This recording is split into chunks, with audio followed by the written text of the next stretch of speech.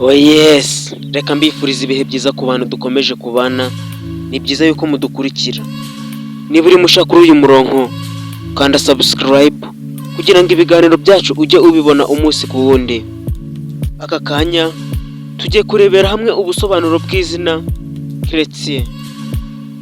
Chrétien rero ni izina rihabwa umwana w'umuhungu, rifite inkomoko ku rurimi rw'ikigereki ku ijambo Christianos, rishaka gusobanura ukurikiye umukiza. Chrétien rero mu myitwarire ye ivanzemo imyitwarire itandukanye kandi ntavuguruzanya. Chrétien rero mu buzima busanzwe aba afite uburyo yitwara ku buryo buvuguruzanya. Chrétien rero ngo rimwe na rimwe aba ari umuntu wikunda, ukunda gukora, ukunda kwigira kandi ukunda gushima. Ibyo bigatuma rero hari igihe usanga ba Chrétien batarakara vuba. Chrétien rero atega amatwi abamugana kandi akagira umutima mwiza cyane. Muri make agira umutima woroshye. Chrétien kandi usanga rimwe na rimwe aba ahindagurika, akanafata imico imwe n'imwe muri iyi twari tumaze kuvuga.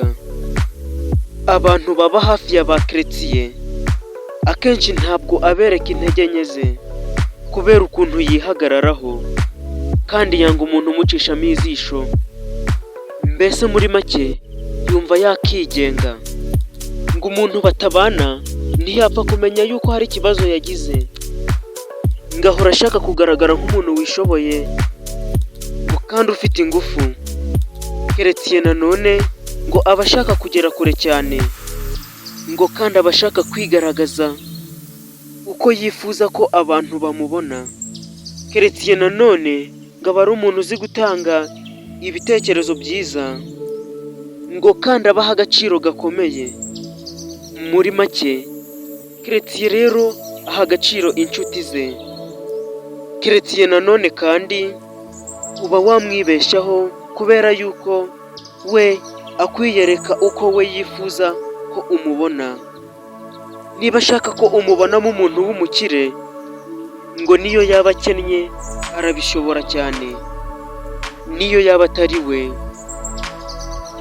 Chrétien rero ashobora kukwiyereka nk'umuntu w'umugome akabishobora. Mbese ni umuntu uba ucanganye kumenya, uba wihagazeho mu buzima busanzwe.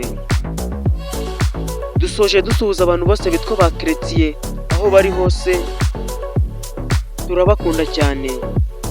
Niba utarakora subscribe, uyu ni umwanya mwiza wo kuyikora.